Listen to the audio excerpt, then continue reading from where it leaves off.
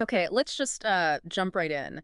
Have you ever felt like maybe the way we think about competition, about business, even about success in life, is just a little off? hmm Like we're trying to win a game, but we're not even sure what kind of game we're actually playing. Yeah, it's a feeling I think many of us have, even if we can't quite, put our finger on it. We see leaders focus so intensely on beating rivals, hitting quarterly What's targets. the numbers? Exactly, maximizing shareholder value, all framed as winning. But then you look around and see declining trust, constant churn, lack of loyalty. It makes you wonder, is winning really the objective here? Exactly. And that's the core idea we're exploring in this deep dive. We've got some fascinating source material that really unpacks this very notion. It suggests there are these fundamentally different types of games, Right. and mistaking one for the other has some pretty serious consequences. It really does. The material makes this powerful distinction between what it calls finite games and infinite games. And it argues that understanding which one you're in and, crucially, adjusting your mindset is key. Whether you're leading a company or just, living your life. Precisely. So, our mission here is pretty clear. We're going to pull out the essential concepts. What are finite and infinite games? What happens when you use the wrong playbook? Uh-huh. And maybe most importantly, what does it actually look like to operate with the mindset you need for the long haul? You might start seeing familiar situations work stuff, even raising kids through a whole new lens. Okay, so let's start with that fundamental distinction the source material lays out. The two types of games. Right. First, you've got finite games. Think about, I don't know, football or chess, a race. What defines them? Well, they have known players. You know who you're playing against. Okay. The rules are fixed. They're agreed upon. There's a very clear objective, winning. Win or lose. Exactly. And crucially, there's a definite endpoint, a finish line. Game over. Someone wins, someone loses. Pretty straightforward. Now contrast that with infinite games. These are, yeah, fundamentally different. They have known players, sure, but also unknown players who can pop up anytime. Or leave. Hmm. The rules. They're variable. They can change as you go, Yeah. often just by, how people decide to play. Okay, so more fluid. Very fluid. Yeah. And there's no winning in the traditional sense. The objective is simply to keep the game going, to perpetuate play. Keep playing. Indefinitely. Indefinitely. There is no finish line. Okay, so finite games are about winning. Infinite games are about continuing. Now, the source points out a major problem here. We are constantly trying to apply a finite mindset to infinite games. Oh, absolutely. Just listen to the language, especially in business. It's all finite talk, isn't it? Like what? We're going to win the market. We've got to beat the competition, be number one. Yeah, you hear that constantly. The material suggests this isn't just like semantics. It's a symptom. It shows a fundamental misunderstanding of the game you're actually in business, politics, even life itself, which is almost always infinite. And playing an infinite game with that finite mindset, well, the source details some pretty stark consequences. It links this approach directly to a whole host of issues we see today. Yeah, things like declining trust, both inside companies and, with customers, less cooperation between teams. Stunted innovation, too. Definitely stunted innovation. It lists things like mass layoffs driven purely by hitting short-term financial projections. Right, the quarterly numbers again. Yeah, fostering those cutthroat internal environments where everyone's just out for themselves, prioritizing anonymous shareholders over the actual employees and customers who make the business run. Wow, it even mentions engaging in dishonest or unethical practices. It does, and even rewarding high performers who might be, totally toxic to the team culture just because they hit their numbers. That focus on the short-term win against a rival, it seems like it creates this really impersonal, transactional feel. It does, and the source suggests it's accelerating things like the loss of employee loyalty and engagement. People Yeah. feel insecure, anxious. It's just a high-pressure, unsustainable way to operate. Because when you're only focused on beating someone else in the next quarter or year, hmm you make decisions that might give you a temporary boost, but they actually erode the foundation, right? The Yeah. relationships, the culture, the ability to just keep playing effectively over time. Exactly. You sacrifice the long term for the short term again and again. But on the flip side, operating with an infinite mindset in these games, Yeah. that leads to very different outcomes. Vastly different. The source indicates that organizations, groups, leaders who embrace this perspective, they tend to have much, much higher levels of trust, cooperation, and yes, innovation. Things just seem to move in a healthier direction. There's a great little anecdote in the material about that, right? About comparing presentations at education summits, Microsoft and Apple. Oh yeah, back in the Zune versus iPod days. It's perfect. What happened? Well, at the Microsoft event, the presenters, one after another, were apparently focused on how they were going to beat Apple. It was all about the finite competition, win the device war. Okay. But then, at the Apple event, totally different vibe. 100% of the presentations were focused on how Apple was trying to help teachers teach and students learn. They were focused on their cause, not the competition. That's a big difference. Huge.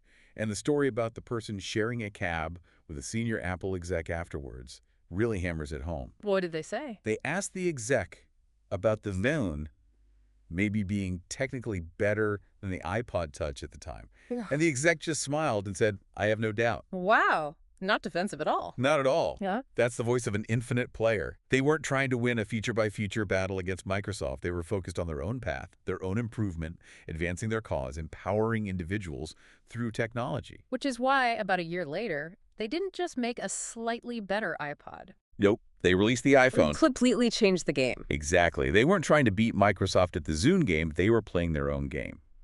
Microsoft, stuck in that finite Zune versus iPod match, they eventually just dropped out of that market.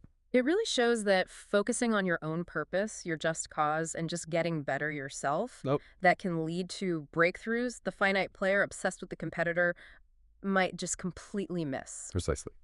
Okay, so if the infinite mindset is the key, how do you actually cultivate it? The source material outlines 5 essential practices for leading this way. Right. The first one, and maybe the most foundational, is having a just cause. A just cause. Okay, what does that mean exactly? It's essentially your why, your reason for playing the game that goes beyond just making money or selling products. It gives your efforts meaning. The material describes its characteristics, right? It needs to be, what was it? Affirmative, looking for. Yes, affirmative and future-facing. Inclusive, so anyone who believes in it can join in. Service-oriented, meaning the primary benefit is for others, not just the people contributing. Okay, service-oriented. That seems important. Crucial. It also needs to be durable, resilient, something that holds true through crises and change. And, interestingly, idealistic.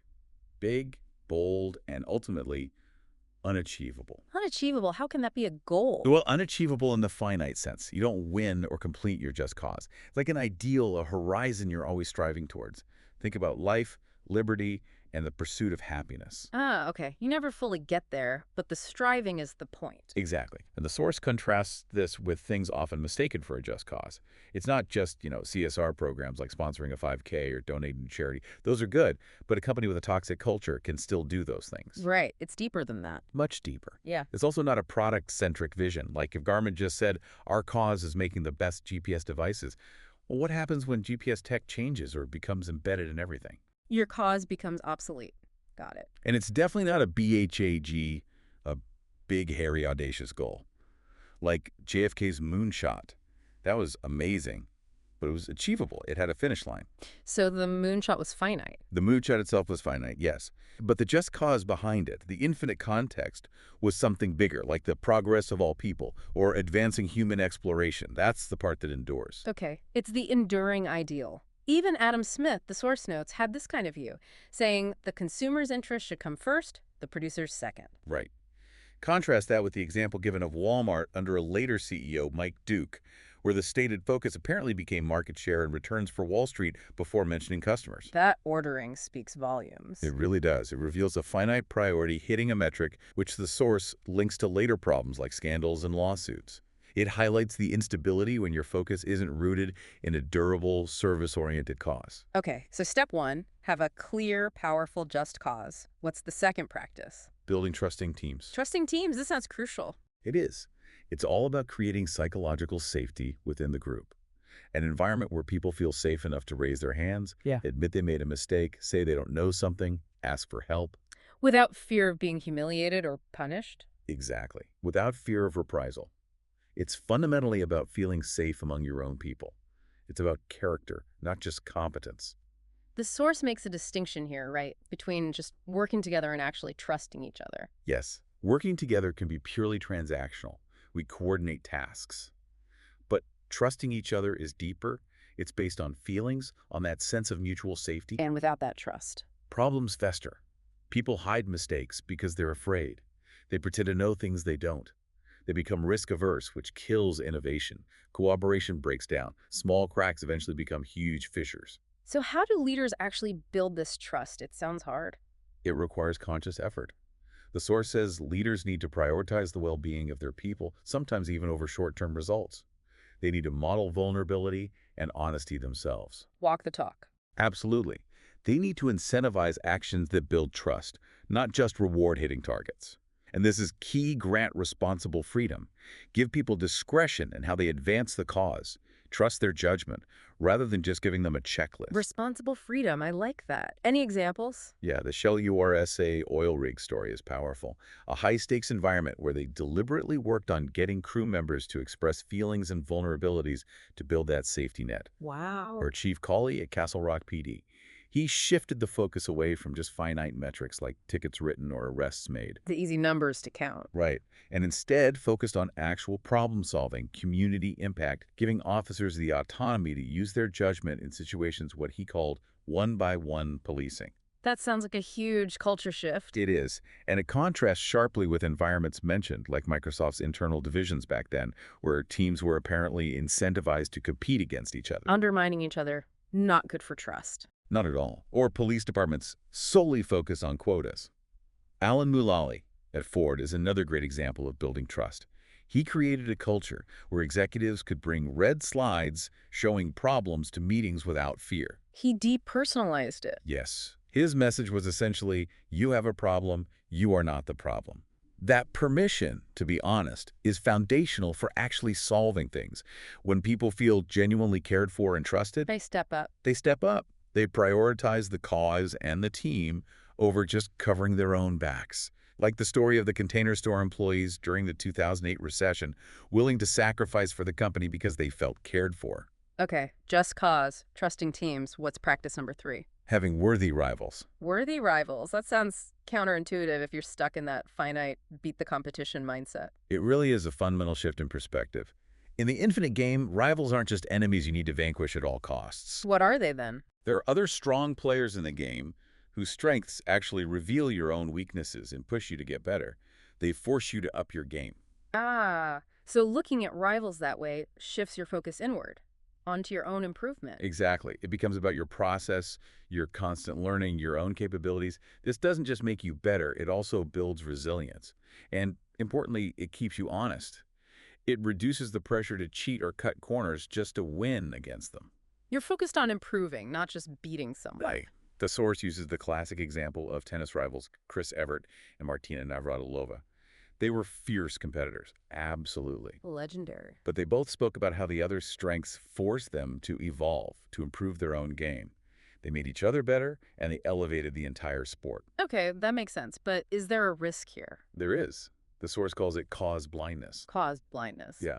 It's when your intense focus on your own cause, or maybe your conviction that your rival's approach is just totally wrong, blinds you. Blinds you to what? To their actual strengths, and maybe more dangerously, to your own weaknesses. You stop learning. Humility goes out the window, arrogance creeps in. Innovation stalls because you dismiss anything they do. You just keep making the same mistakes. Like that anecdote about the friend who just labels anyone with a different view as wrong, stupid, or morally corrupt. Exactly. That's cause blindness in action. You simply can't improve if you're unwilling to see the reality of the landscape, including where your rivals might actually be good at something. It just drains energy and stunts growth. Okay, so see rivals as worthy adversaries who make you better, but avoid getting blinded by your own cause. What's practice number 4? This one takes real guts. It's existential flexibility. Existential flexibility. Sounds dramatic. It kind of is. It's the capacity and the courage to make a major strategic shift, even if it means walking away from something you've built, something profitable, something you've invested tons in, Why would you do that? if that shift is necessary to better advance your just cause. The key, the source says, is that the just cause drives the decision, not the potential cost or disruption of making the shift. Okay, the cause comes first. Examples. Walt Disney setting up WED Enterprises to build Disneyland. He pulled talented people from his successful animation studio, people eager for a new adventure, a new way to advance the Disney cause of imagination and storytelling. That was a big pivot. Huge. Or Apple deciding to pour resources into the Macintosh project, even though the Apple II was still going strong.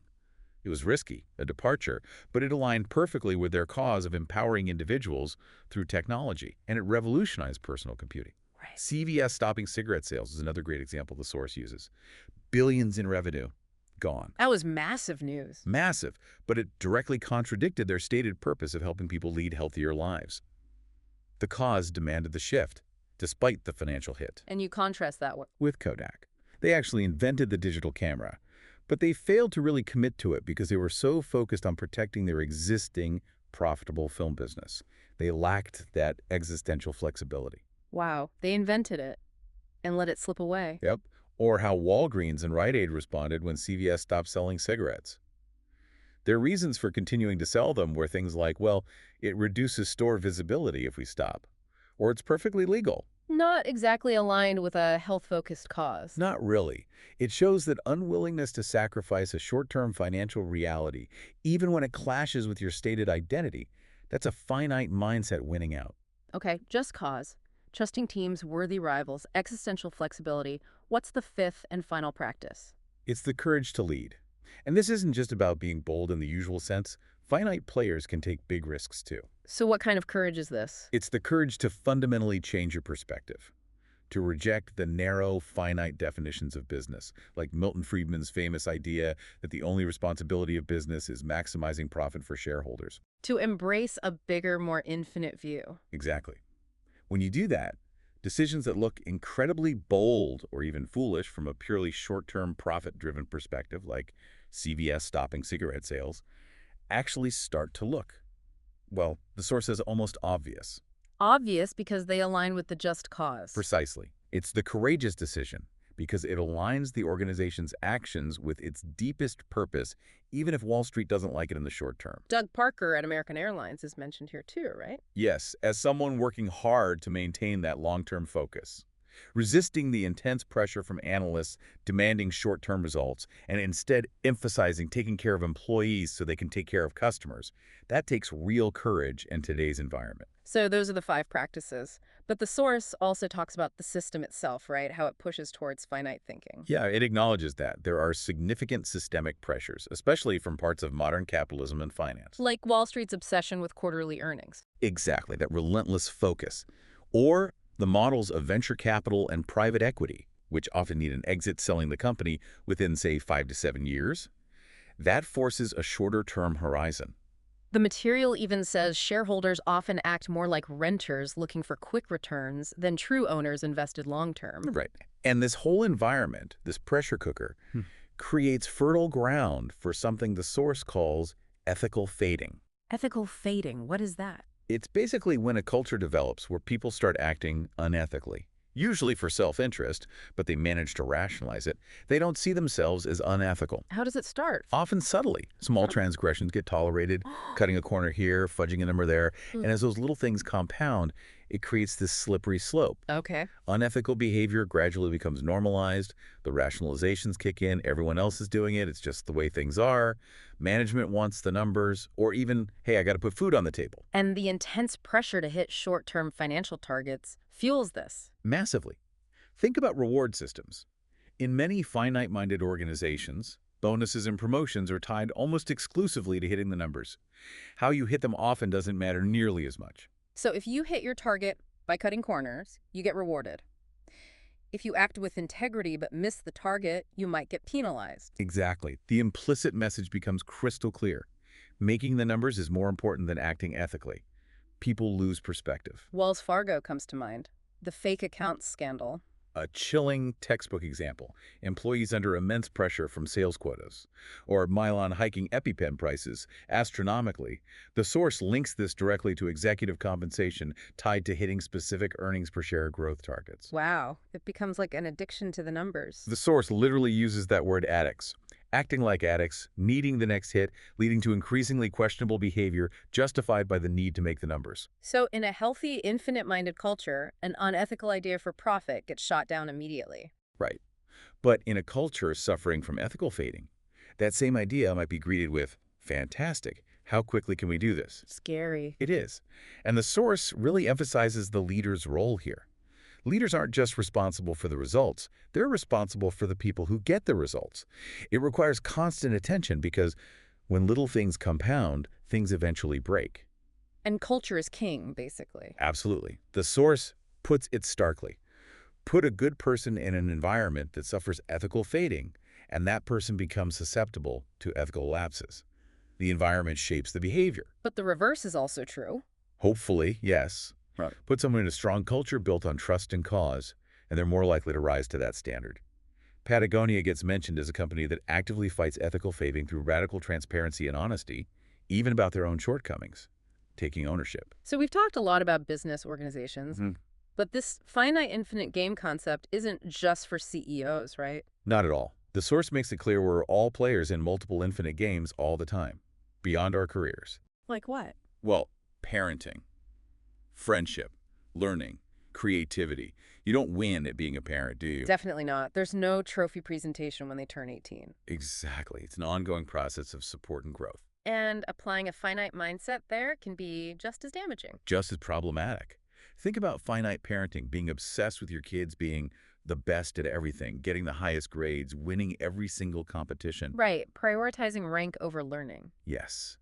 The source shares this almost unbelievable story of a father arguing with a pediatrician about his newborn's APGAR score, like he was trying to win against the doctor. Oh my gosh. That kind of finite focus can lead to its own form of ethical fading in parenting, where you might push your kid too hard or value the win over their well-being or character development. So what does infinite parenting look like? It's about helping your kids discover their talents, their passions, teaching them the value of service, how to build relationships, fostering a love of learning for its own sake, not just for grades. Equipping them to play their own infinite games in life. Exactly. Helping them develop that infinite mindset themselves. So in the grand infinite game of life itself, the goal isn't winning. No. According to this perspective, the goal isn't to win, but to perpetuate the game. To live a life of purpose, of service. The force suggests we're more likely to be remembered for our impact on others, how we showed up as a parent, a friend, a contributor, than for, the size of our bank account. Living with an infinite mindset then means really thinking about the ripples, the downstream effects of our choices. Yeah.